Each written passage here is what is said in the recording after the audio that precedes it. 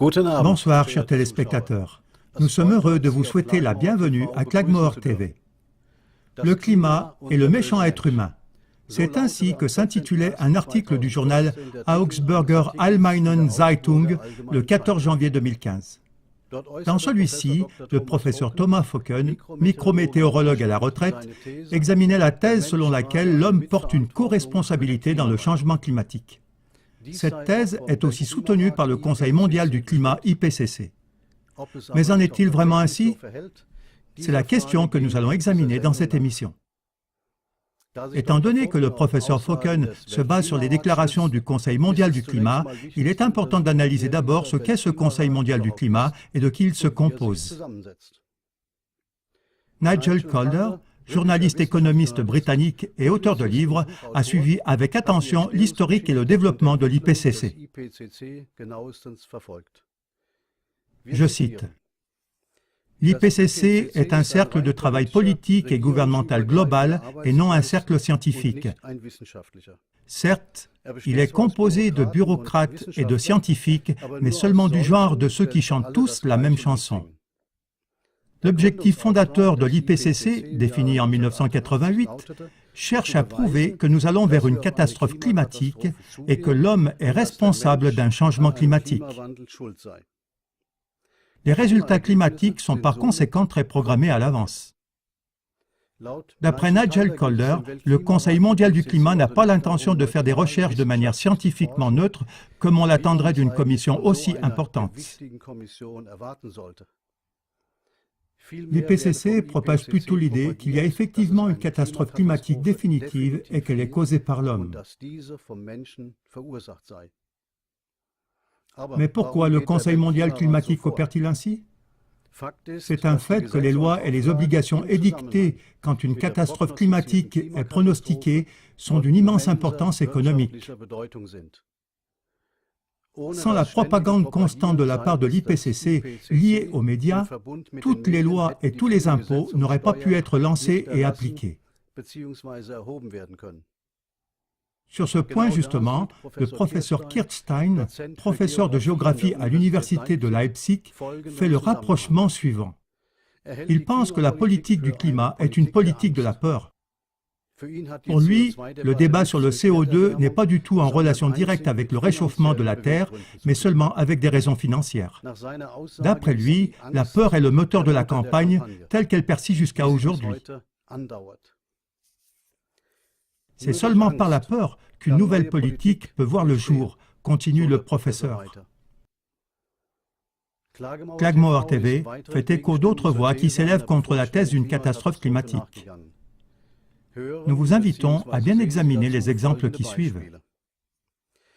Dans la pétition de l'Oregon en 1998, environ 31 000 spécialistes, dont 9 000 docteurs en aérologie, physique de l'atmosphère, affirment et signent qu'il n'y a pas de preuve scientifique que l'homme influencerait le climat. Dans l'appel de Heidelberg en 1992, 264 scientifiques, dont 52 prix Nobel, signent qu'ils se positionnent contre la thèse de l'IPCC. Aujourd'hui, l'appel compte 4 000 signataires, dont 72 prix Nobel. Et que disent précisément les scientifiques neutres sur la quantité de CO2 dans l'atmosphère? Le CO2 représente seulement 0,038% de l'atmosphère globale. L'homme produit seulement 4% de celui-ci. Ce qui veut dire que la quantité de CO2 générée par l'homme au niveau mondial ne représente que 0,00152% de l'atmosphère globale.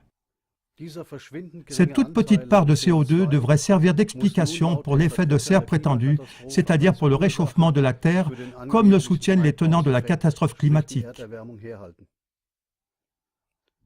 La plupart des scientifiques neutres considèrent que le changement climatique n'est pas causé par des changements de la teneur en CO2, mais par l'activité solaire. La courbe de la température de l'IPCC sur les 1000 dernières années est falsifiée et c'est avec elle qu'on a pu créer une mauvaise conscience chez beaucoup de personnes. C'est ce qu'on nomme la courbe en crosse de Hawkey, qui montre une hausse dramatique des températures unique au cours des 100 dernières années. On attribue cette hausse rapide des températures surtout à l'industrialisation et à l'augmentation de la production de CO2 qui l'accompagne. Ceci devrait prouver que l'homme est responsable d'un réchauffement de la Terre. A contrario, des graphiques anciens très fiables montrent de tout autre tracé de température au fil des 1000 dernières années. Ces diagrammes enregistrent une phase de chaleur au Moyen Âge et une phase de froid au début des temps modernes. Sur le graphique que le service météorologique de la République fédérale d'Allemagne a publié, il s'avère que les températures moyennes en Allemagne ont légèrement baissé au cours des 15 dernières années jusqu'en 2012, mais que la teneur en CO2 de l'atmosphère a légèrement augmenté. Ceci contredit la thèse selon laquelle une hausse de CO2 entraîne une hausse de la température. Le 14 septembre 2014, le journal autrichien Kronenzeitung a écrit « L'accroissement de la glace au pôle surprend les chercheurs en climatologie. Et le réchauffement climatique ferait-il une pause ?» On fait mention dans l'article que ceci serait la plus grande augmentation de glace autour du continent antarctique depuis 35 ans. Ce qui est un très grand problème pour les pingouins parce qu'ils ont besoin d'eau pour trouver leur proie. En 2009, des hackers ont intercepté des conversations d'une agence de l'IPCC qui prouvaient l'évidence du mensonge systématique. Quelques heures plus tard, les hackers ont mis sur Internet les emails interceptés qui contenaient des choses extrêmement actuelles. Cela révélait que de très nombreuses données ont été tout simplement arrangées pour qu'elles coïncident avec la thèse de l'IPCC. On a exclu du Conseil mondial du climat IPCC plusieurs scientifiques de haut rang, comme le professeur Richard Toll, physicien, et Henry Svensmark, chercheur en climatologie, ou Björn Lomborg, politologue. Cela s'est passé, par exemple, après la parution du livre de Björn Lomborg, Non à l'Apocalypse, où celui-ci opposait un non clair et net à l'affirmation de l'IPCC. Le cofondateur et défenseur de l'IPCC et de la thèse du réchauffement de la Terre est le politicien Albert Arnold, Al Gore.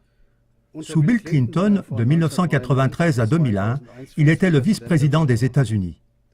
Al Gore a prédit une montée du niveau de la mer de 6 à 7 mètres dans les 5 à 10 ans. Dans son film « Une vérité inconfortable », il montre comment des pays entiers seraient inondés et qu'il allait y avoir ainsi des millions de réfugiés climatiques dans les années à venir.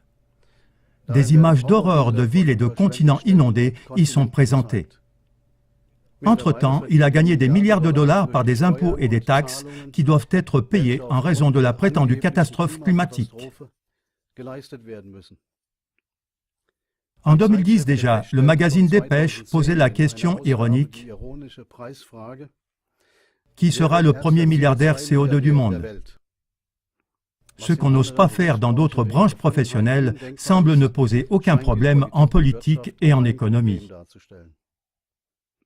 Chers téléspectateurs, il semble que le sujet du changement climatique est beaucoup plus complexe que ce que le Conseil mondial climatique dépeint aux yeux de la population mondiale. Et cela vaut visiblement la peine de poser la question « Cui bono ?» En français, à qui cela sert-il? En complément, nous vous recommandons 2 exposés de l'AZK, Coalition Anti-Censure. Premièrement, Changement climatique, certitude ou intrigue politique, du professeur Helmut Böttiger. Et deuxièmement, La naissance du mensonge sur le climat, de Hartmut Bachmann.